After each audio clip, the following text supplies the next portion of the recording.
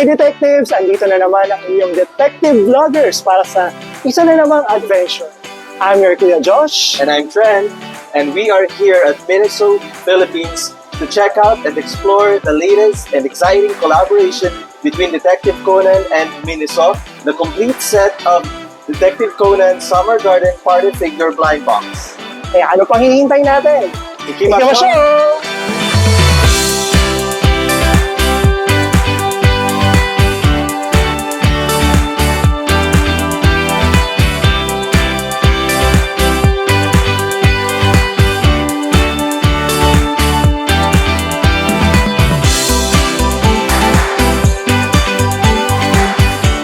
At nandito na nga kami sa display ng Detective Conan Summer Garden Party Figure. At grabe, napaka-astonishing makita nitong mga display natin, ano? And this collection is actually one of the latest Detective Conan figure and collectibles in the market. And I think this retails at as low as 699 pesos for each individual box. And you can also you have the option to get all 6. Yeah, so ito yung individual box. Ayan. And grabe yung Miniso. Napakahilig nila sa Blind boxes. Ayan. So, full of surprises. And in this corner, puro blind box yung mga products. So, we're happy na yung Conan ay napasama sa blind boxes collection for this year. And it's really timely na ni-release to ni Miniso this summer because this is the theme is Summer Garden Party, and we can actually see that they're wearing summer festival attire here. Yeah, so ang cute nila sa summer festival attire na. So, ang makikita natin kaibahan yung summer festival attire nila is hindi sila naka-full Kimono na single layered lang eh. Oo. Ito mukhang naka-shorts lang sila. Si Conan naka-shorts, si Eiji, and si Shinichi. Yeah. And for the women, parang mas lesser yung nila, yung pagkabalot. Ano rin ang ganda rin dahil meron silang paligid, hindi lang siya figure. We Meron also have siyang- cards, no? Yeah, may cards. They also parang have stands na merong hint ng Japanese culture and setting. Yeah. Na parang kung ano talaga yung makita mo sa mga pinupuntahan nilang festival. You remember episode 10? The Tenkaichi Festival? Murder Yeah, case. Murder Case, di ba? Parang yun yung pinuntahan nila na parang summer festival din. Na nakayukata din sila, may fireworks display. Yeah, tapos meron pang balloon si Conan, di ba? Cute. So parang ganito yung itsura ng Episode. Kaya napakaganda. Kaya may fireworks din pala dito sa... Yeah. Now, we are ready na bilihin na itong blind boxes ng Detective Conan Summer Garden Party Figure. So, having this set, guaranteed na meron kaming 6 collection na hindi mauulit. So, Yes, but apart from that, we're also gonna purchase a couple of individual boxes para ma-make sure that we get the 7 figure, which is Shuichi Akai. So the challenge is, let's see if we're going to get another figure that's gonna complete the 7-piece set. yeah. So, nako, exciting kung Yes. kompleto ba natin Suspense. today o hindi. Suspense. So, let's go na sa cashier. Ikimasyo!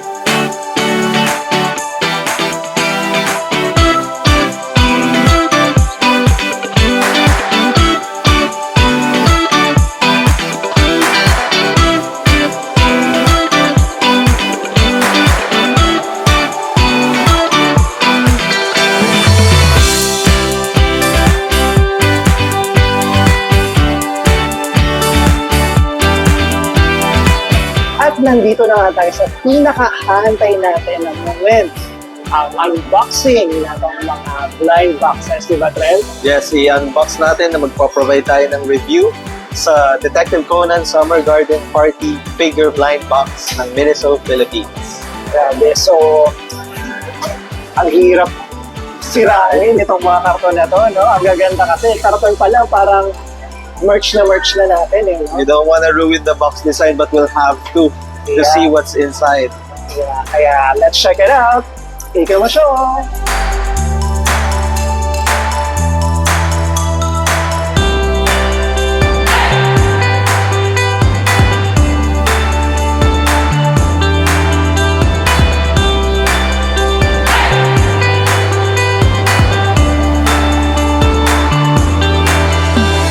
Okay, detective. So, ito yung one set box. So, pag bumili kayo, it can be sealed or not, no? Depende sa Miniso store na inyong puntahan. But luckily, we have them sealed.